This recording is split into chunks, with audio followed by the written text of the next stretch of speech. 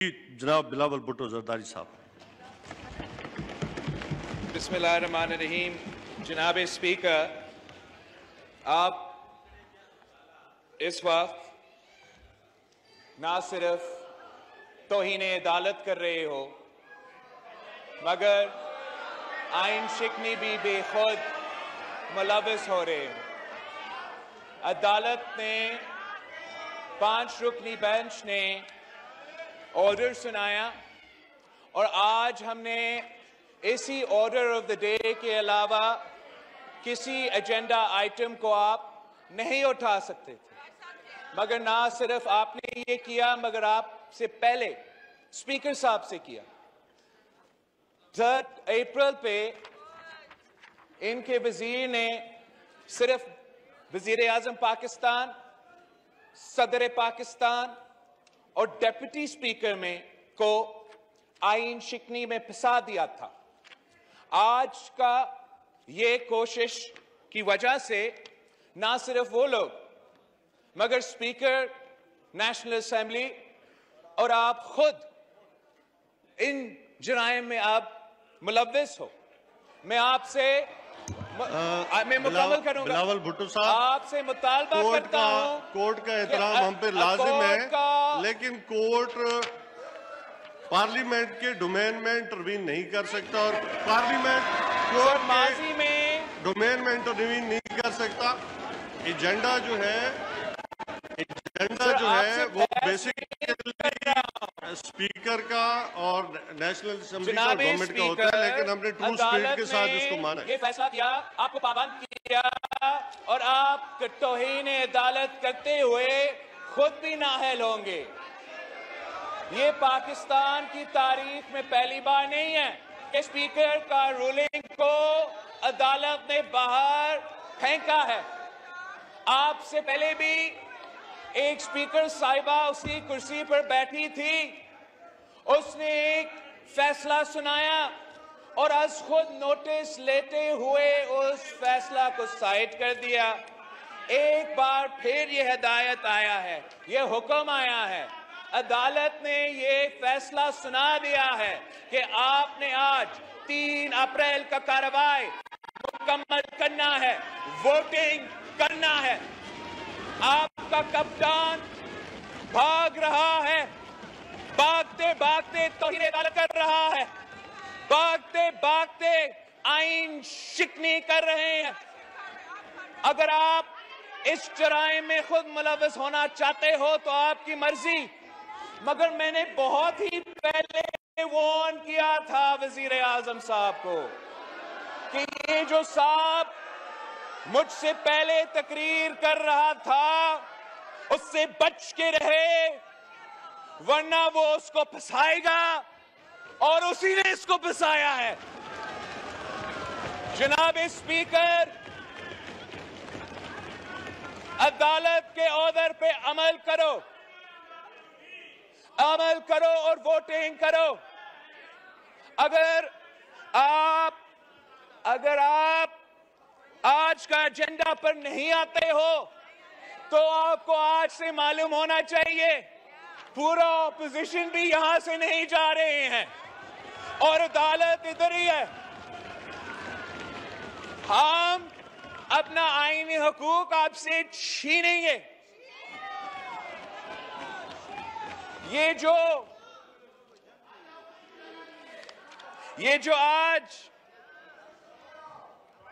जो आज foreign office को इस्तेमाल करके, ये जाली केबल को इस्तेमाल करके आपको आइन शिकनी और तौहीन अदालत पे मजबूर कर रहे हैं,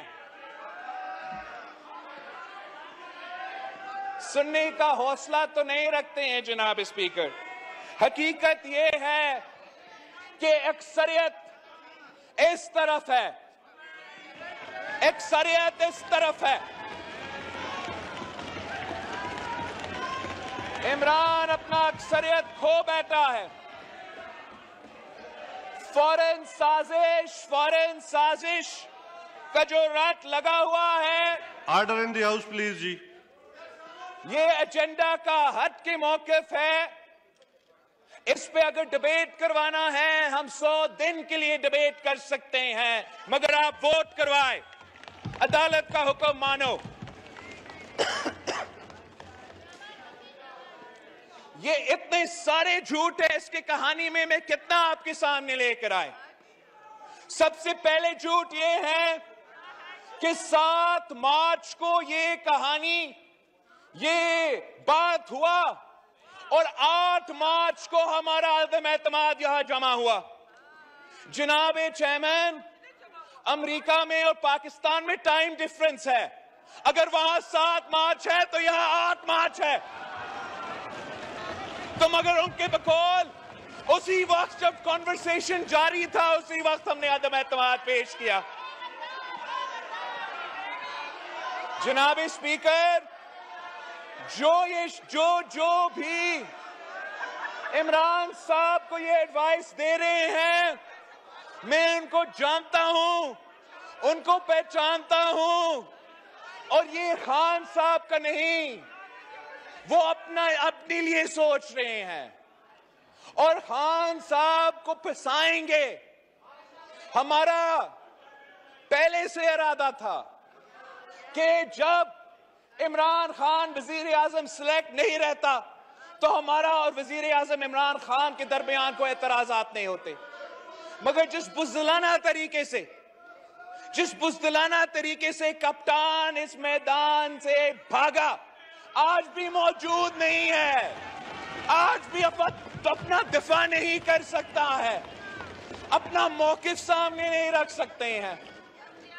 नेशनल सिक्योरिटी के फोरम जिसका जिक्र हो रहा था, हम पूछते हैं कि वजीर खारजा खुद उस मीटिंग में मौजूद नहीं था, तो क्यों नहीं था? अगर नेशनल सिक्योरिटी कमेटी के मिनट्स निकाले गए तो उसमें अदम एतमाद का जिक्र क्यों नहीं था? उस स्टेटमेंट में ना सिर्फ अदम एतमाद का जिक्र नहीं था, वो एक आम सा फैसला लिया गया कि हमने सिर्फ डिमार्च करना है। जनाब स्पीकर, अगर पाकिस्तान के खिलाफ कोई साजिश 7 मार्च या 7 मार्च से पहले हो रहा था तो उसी वक्त उनका गैरत जागना चाहिए था, उसी वक्त उनका मुहब्बे वतन होने का सबूत सामने आना था, उसी वक्त वो कहते, अपने इत्तेहादियों को कहते कि हमें ना छोड़े, एक साजिश का हिस्सा ना बने। हमें कहते हैं अदम एतमाद नहीं लेकर आए, एक साजिश का हिस्सा ना बने, मगर इनको सिर्फ इस साजिश का ख्याल आया जब वो अपना अक्सरियत खो बैठे थे। 27 मार्च को जब जमहूरी वतन पार्टी का बुक्टी साहब ने अनाउंस किया था तो उनको पता था कि उनका गेम खत्म हो चुका है। अब ये जो लड़ाई है, ये पीटीआई और पीपल्स पार्टी का लड़ाई नहीं है, ये पीडीएम और पीटीआई का लड़ाई नहीं है, ये लड़ाई जमहूरियत के चाहने वाले और गैर जमहूरी लोगों के दरमियान है। ये लड़ाई वो जिम्मेदार शख्सियत जो गैर जानिबदार रहना चाहते हैं, जो ए पॉलिटिकल रहना चाहते हैं, जो न्यूट्रल रहना चाहते हैं, उनके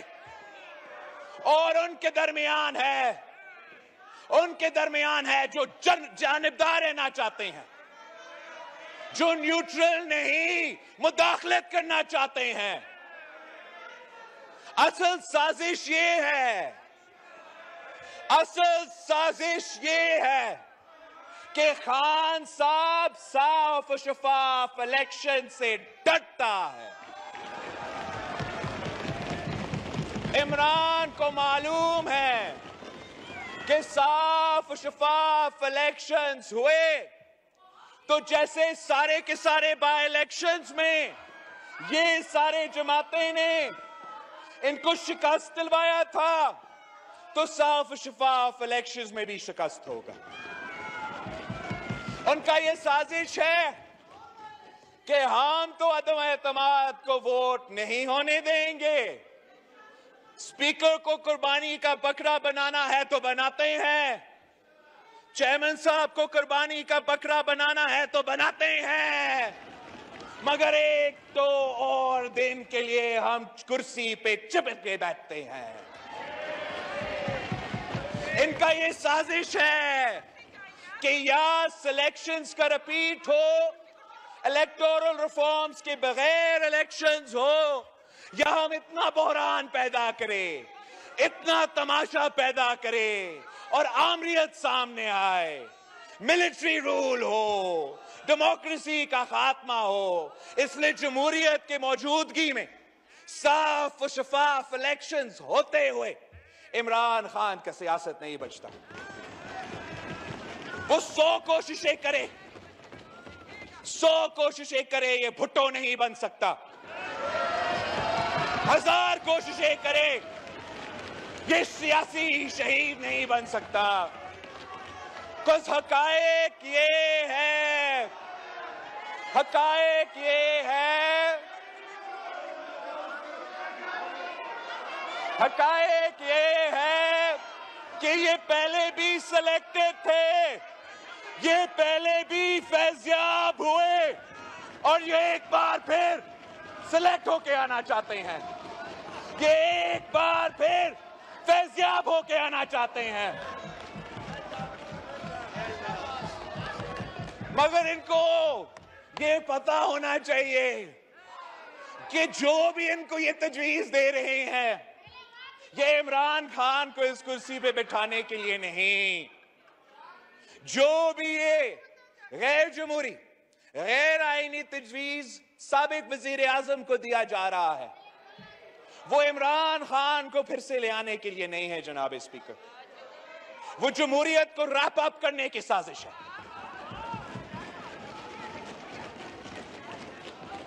इस इस्लामी वफाकी जमहूरी आइन का खात्मा का साजिश है जनाब स्पीकर। बच्चा बच्चा जानते हैं कि अगर ये सिलेक्ट हुआ तो क्यों सिलेक्ट हुआ, सिलेक्ट हुआ तो 18वीं तरमीम का खात्मा करने के लिए सिलेक्ट किया गया, सिलेक्ट हुआ तो सूबे के हुकूक पे डाके मारने के लिए सिलेक्ट हुआ, सिलेक्ट हुआ तो इतना बड़ा मुआशी बहरान पैदा किया गया कि आज रमजान के महीना है लेकिन आम पाकिस्तानी अपने खानदान को ना सहरी ना इफ्तार खिला सकते हैं। मुआशी बहरान जो पैदा किया गया इतना तारीखी है कि हर पाकिस्तानी आजाब में है, ना अपना बुजुर्गों का ख्याल रख सकते हैं, ना अपने नौजवानों को स्कूल भेज सकते हैं, ना वो नौजवान अपना तालीम हासिल करके रोजगार ले सकते हैं, ना काश्तकार, ना किसान, ना हारी को अपना फसल की कीमत मिल रहा है, ना मजदूर को, ना मेहनत कश को अपना मेहनत का सिला मिल रहा है। इनको ये सब कुछ मालूम है। साजिश तो ये है, साजिश इमरान का साजिश है कि अवाम का पेट पे डाका मारो, अवाम का जेब पे डाका मारो, अवाम को बेवकूफ बनाने की कोशिश करो। आमरीत आना है तो आमरीत आए, मगर कप्तान अपना जिद पे अड़ा हुआ है, अपना जात से आगे नहीं देख सकता। आप पे फर्ज है कि आप अदालत का हुक्म माने। हम ये जिदोजहद इसलिए नहीं लड़ रहे कि हमने सिर्फ शहबाज शरीफ साहब को वजीर आजम बनाना है। हम ये जिदोजहद इसलिए कर रहे हैं कि बहुत रास्ते थे इस वजीर आजम को उठा के बाहर फेंकने के लिए। अगर हम चाहते थे तो हम भी जानते थे कि कैसे खटखटाना है गेट नंबर 4 को। अगर हम चाहते थे तो इसी अदालत से उसको नाअहल करवा सकते थे। अगर हम चाहते थे तो इनकी तरह धरना खेल सकते थे। मगर हमारा कोशिश ये था कि ना सिर्फ हमने इसको हटाना है, मगर हटाना है तो हम सिर्फ और सिर्फ जमहूरी ऑप्शन इस्तेमाल करेंगे। और एक ही जमहूरी ऑप्शन है जनाब स्पीकर, यही तरीका है। This is the only legal, constitutional and democratic means to dismiss a government.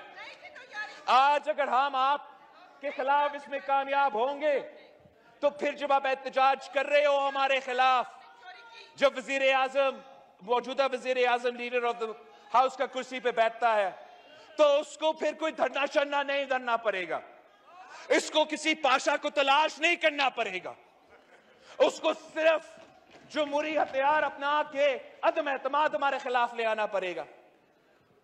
ये जो नेशनल असेंबली है, ये ना मेरा है, ना इमरान खान का है, ना शहबाज शरीफ साहब का है, ये पाकिस्तान के अवाम का है। मगर मैं इसलिए हम इतना पैशनेटली इसका दिफा करते हैं कि मैंने अपना पहला तकरीर में भी कहा था जनाब स्पीकर कि इस बिल्डिंग का संगे बुनियाद शहीद जुल्फिकार अली भुट्टो ने रखा था। इस आईन का बुनियाद शहीद जुल्फिकार अली भुट्टो और यहां बैठने वाले जो मेंबरान हैं उनके बुजुर्गों ने रखा था। इस आईन में हमारा कारकुनों के, हमारा क़ियादत का, पाकिस्तान के शहरियों का खून पसीना है। हम किसी को इस आईन के खिलाफ जो भी साजिशें हो रही हैं, कोई साजिश कामयाब नहीं होने देंगे। ये जमीर फरोशी की बात कर रहे हैं जनाब स्पीकर, मैं आपको बताता हूं कि ये जो 90% शक्लें हैं साबिक ट्रेजरी बेंचेस पे, ये पूरा जिंदगी लौटे ही रहे हैं। अब वो हमें बताए, जब खारजा फॉरेन मिनिस्टर पहली दफा पार्टी तब्दील कर रहा था तो उसने कितना पैसा लिया पार्टी को तब्दील करने के लिए, दूसरा दफा तब्दील किया तो कितना प्राइस था, उसको जमीन बेचने का कितना कीमत था, और तीसरा दफा जब तीसरे दफा अपना जमीन बेच रहा था तो कीमत क्या था?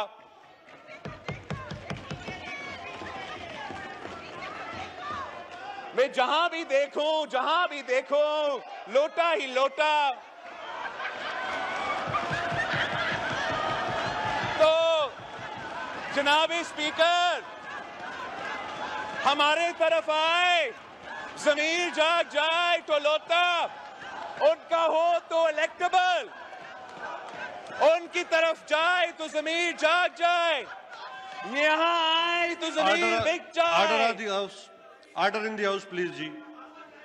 जनाब स्पीकर, ये लोग जो ऑपोजिशन के बेंचेस में शामिल हुए और कुछ जो उधर रहते हैं मगर अभी तक नहीं आ रहे हैं, वो जबरदस्ती पीटीआई में शामिल किए गए। 2018 के इलेक्शन से पहले बंदूक की नोक पे जबरदस्ती अपने सियासी मुफाद के खिलाफ उनसे यह फैसला करवाया गया कि पीटीआई में शामिल हो। जिस सेनेट इलेक्शन का जिक्र हो रहा है और ये कहते हैं कि पैसा चला, मैं फ्लोर ऑफ द हाउस पे क्लैरिफाई करना चाहता हूं, हम वो इलेक्शन तो जीते, चंद वोट से जीते, मगर हमारा 20 मेंबर्स लापता किया गया।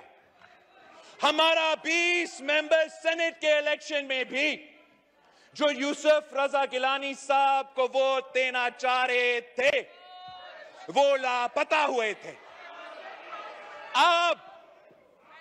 अब मसला ये है जनाब स्पीकर, लापता करवाने वाला कोई नहीं है, रोकने वाला कोई नहीं है, और यही वजह है कि वो अपना अक्सरियत खो बैठे हैं। उसी इलेक्शन जो हम कहते हैं कि सिलेक्टेड है ना, हम कहते थे सिलेक्टेड इलेक्शन सिलेक्शन, तुम तो कहते थे कि पाकिस्तान की तारीख में सबसे साफ और शफाफ इलेक्शंस। हम कहते थे धांधली, तो पाकिस्तान की तारीख में सबसे साफ और शफाफ इलेक्शंस। तो आपके बकौर उन्हीं इलेक्शंस में पीटीआई को 30% वोट मिला, और ये जो जमातें इस तरफ इकट्ठे हुए हैं, हमें 70% वोट उस इलेक्शन में भी मिला था।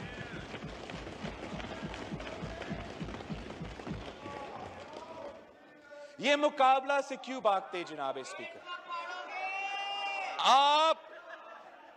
आप भी अपने आप को बचाए, इस हाउस का, इस नेशनल असेंबली का इज्जत को बचाए, और मेरा बात ना मानो तो अदालत का बात मानो, वोटिंग करो।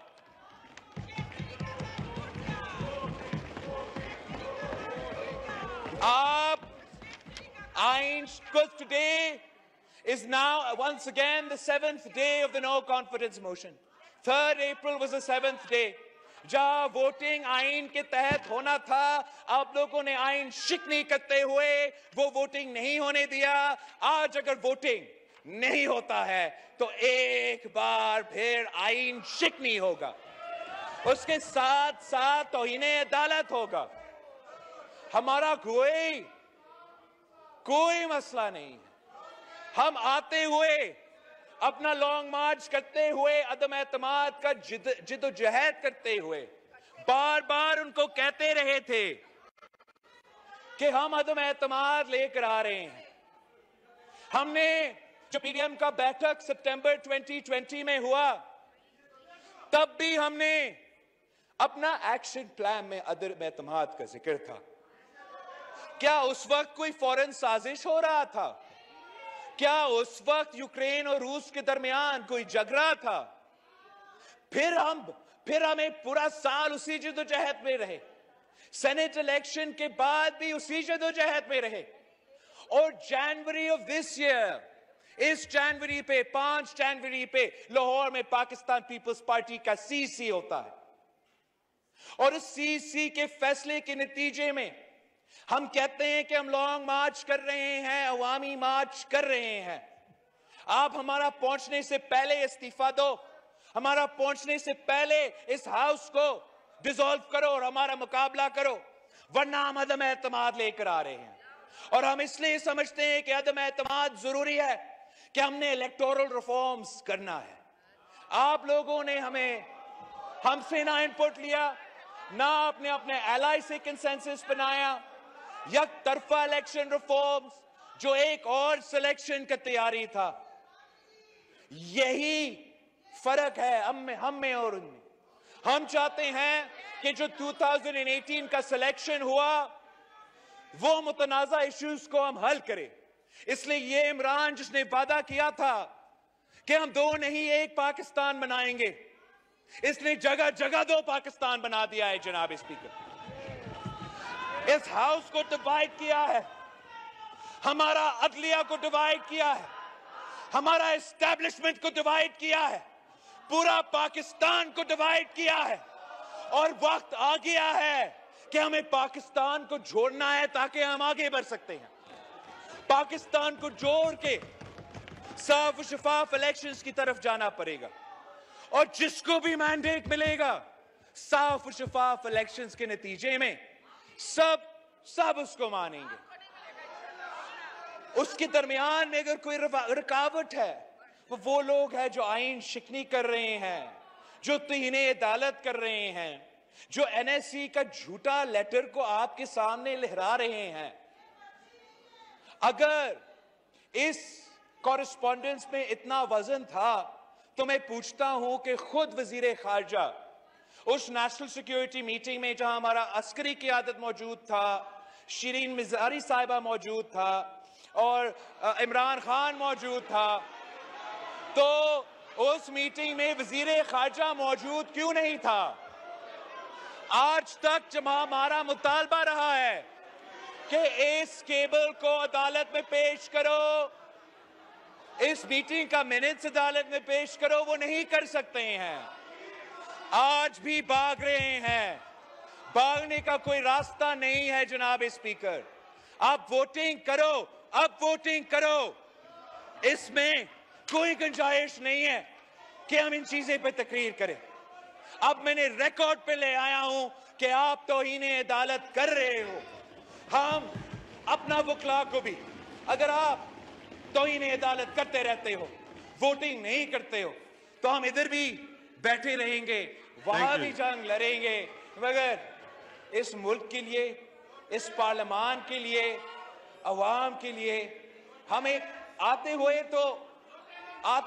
4 साल खान साहब ने एक दफा भी इज्जत से अपना काम नहीं किया। अब जाते जाते कोई तो स्पोर्ट्समैन स्पिरिट दिखाता। पहले कप्तान है जो मैच हारने के खौफ की वजह से विकेट्स उठा के पिच से भाग रहा है।